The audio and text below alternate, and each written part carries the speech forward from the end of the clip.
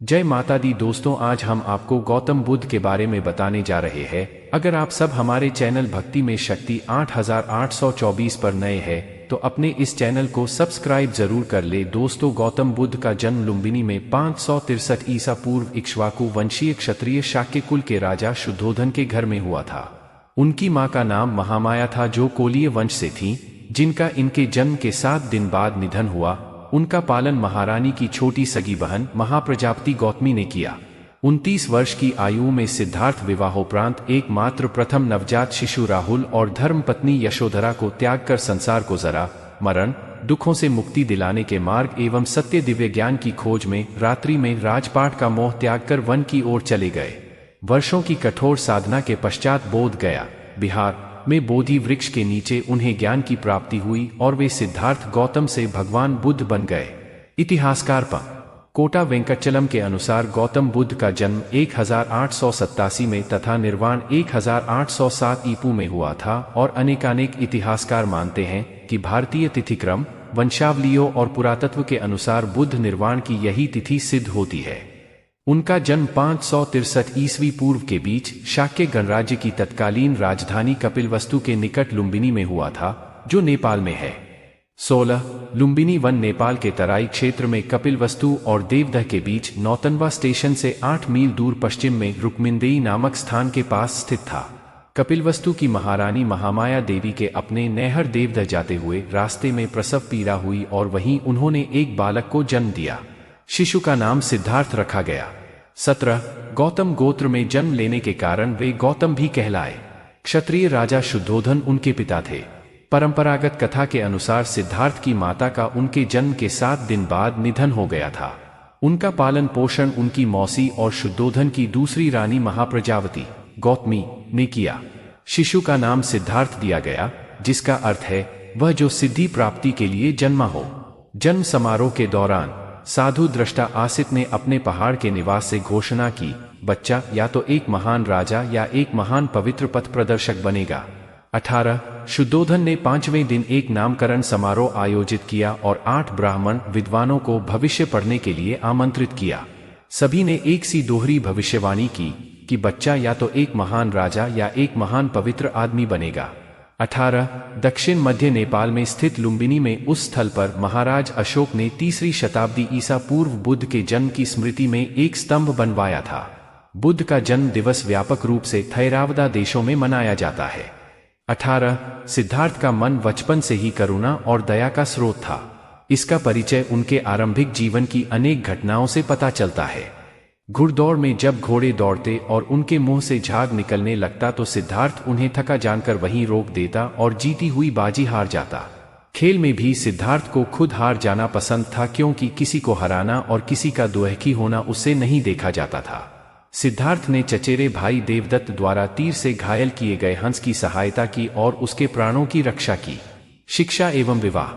सिद्धार्थ ने गुरु विश्वामित्र के पास वेद और उपनिषद को तो पढ़ा ही, राजकाज और युद्ध विद्या की भी शिक्षा ली।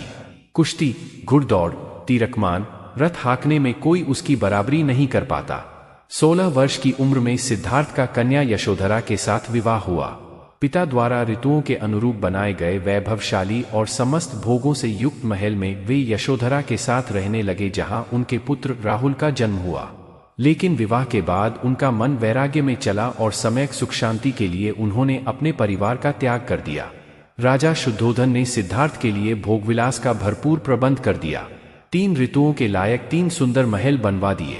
वहां पर नाचगान और मनोरंजन की सारी सामग्री जुटा दी गई। दास दासी उसकी सेवा में रख दिए गए। पर ये सब चीजें सिद्धार्थ को संसार में बांधकर नहीं रख सकी। वसंत ऋतु में एक दिन सिद्धार्थ बगीचे की सैर पर निकले। उन्हें सड़क पर एक बूढ़ा आदमी दिखाई दिया। उसके दांत टूट गए थे, बाल पक गए थे, शरीर टेढ़ा हो गया था। हाथ में लाठी पकड़े धीरे धीरे कांपता हुआ वह सड़क पर चल रहा था। दूसरी बार कुमार जब बगीचे की सैर को निकला तो उसकी आंखों के आगे एक रोगी आ गया। उसकी सांस तेजी से चल रही थी, कंधे ढीले पड़ गए थे, बाहें सूख गई थीं, पेट फूल गया था, चेहरा पीला पड़ गया था। दूसरे के सहारे वह बड़ी मुश्किल से चल पा रहा था। तीसरी बार सिद्धार्थ को एक अर्थी मिली। 4 आदमी उसे उठाकर लिए जा रहे थे। पीछे पीछे बहुत से लोग थे। कोई रो रहा था, कोई छाती पीट रहा था, कोई अपने बाल नोच रहा था। इन दृश्यों ने सिद्धार्थ को बहुत विचलित किया। उन्होंने सोचा कि धिक्कार है जवानी को जो जीवन को सोख लेती है, धिक्कार है स्वास्थ्य को जो शरीर को नष्ट कर देता है, धिक्कार है जीवन को जो इतनी जल्दी अपना अध्याय पूरा कर देता है। क्या बुढ़ापा, बीमारी और मौत सदा इसी तरह होती रहेगी सौम्य? चौथी बार कुमार बगीचे की सैर को निकला तो उसे एक सन्यासी दिखाई पड़ा। संसार की सारी भावनाओं और कामनाओं से मुक्त प्रसन्नचित्त सन्यासी ने सिद्धार्थ को आकृष्ट किया। दोस्तों, वीडियो में आगे बढ़ने से पहले अगर आपने हमारे चैनल भक्ति में शक्ति 8824 को सब्सक्राइब नहीं किया है तो तुरंत कर ले और कमेंट बॉक्स में जय माता जरूर लिखें। दोस्तों, सुंदर पत्नी यशोधरा, दुधमुहे राहुल और कपिलवस्तु जैसे राज्य का मोह छोड़कर सिद्धार्थ तपस्या के लिए चल पड़े। वह राजगृह पहुंचे, वहां भिक्षा मांगी। सिद्धार्थ घूमते घूमते आलार कालाम और उद्दक रामपुत्र के पास पहुंचे। उनसे योग साधना सीखी, समाधि लगाना सीखा, पर उससे उसे संतोष नहीं हुआ। वह उरुवेला पहुंचे और वहां पर तरह तरह से तपस्या करने लगे। सिद्धार्थ ने पहले तो केवल तिलचावल खाकर तपस्या शुरू की, बाद में कोई भी आहार लेना बंद कर दिया। शरीर सूखकर कांटा हो गया। 6 साल बीत गए तपस्या करते हुए। सिद्धार्थ की तपस्या सफल नहीं हुई। शांति हेतु बुद्ध का मध्यम मार्ग। एक दिन कुछ स्त्रियां किसी नगर से लौटती हुई वहां से निकलीं जहां सिद्धार्थ तपस्या कर रहे थे। उनका एक गीत सिद्धार्थ के कान में पड़ा, वीणा के तारों को ढीला मत छोड़ो। ढीला छोड़ देने से उनका सुरीला स्वर नहीं निकलेगा, पर तारों को इतना कसो भी मत कि वे टूट जाए। बात सिद्धार्थ को जंच गई। वह मान गए कि नियमित आहार विहार से ही योग सिद्ध होता है। अति किसी बात की अच्छी नहीं। किसी भी प्राप्ति के लिए मध्यम मार्ग ही ठीक होता है और इसके लिए कठोर तपस्या करनी पड़ती है। बुद्ध के प्रथम गुरु आलार कलाम थे, जिनसे उन्होंने संन्यास काल में शिक्षा प्राप्त की।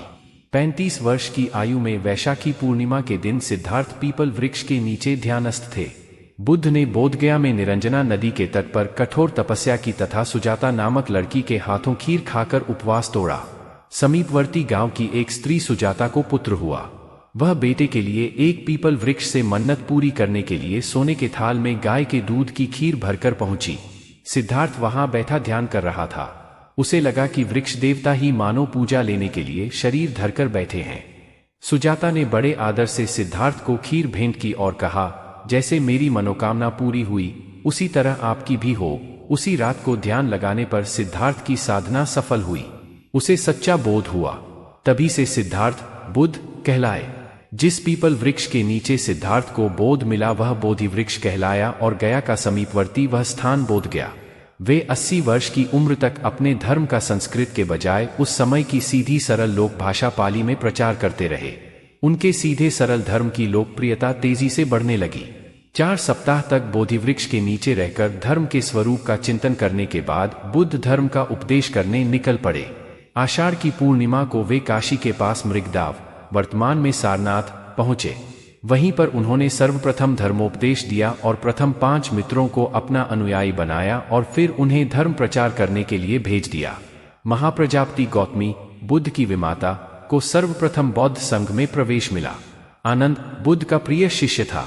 बुद्ध आनंद को ही संबोधित करके अपने उपदेश देते थे। पाली सिद्धांत के महापरिनिर्वाण सूत्र के अनुसार 80 वर्ष की आयु में बुद्ध ने घोषणा की कि वे जल्द ही परिनिर्वाण के लिए रवाना होंगे।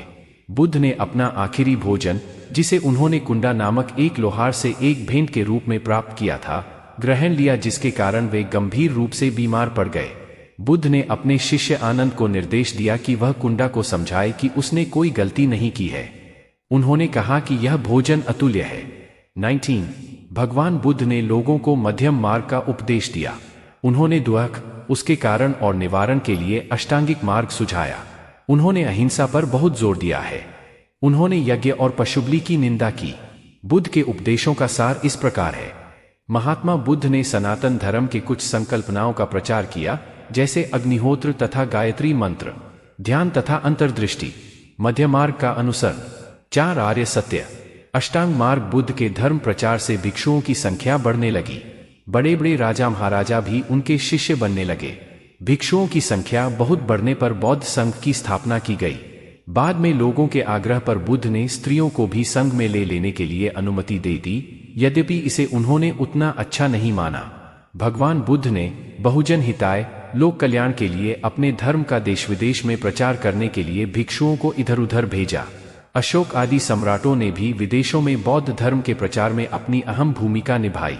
मौर्यकाल तक आते आते भारत से निकलकर बौद्ध धर्म चीन, Japan, Korea, Mongolia, Burma, Thailand, Hind, चीन, श्रीलंका आदि में फैल चुका था। इन देशों में बौद्ध धर्म बहुसंख्यक धर्म है।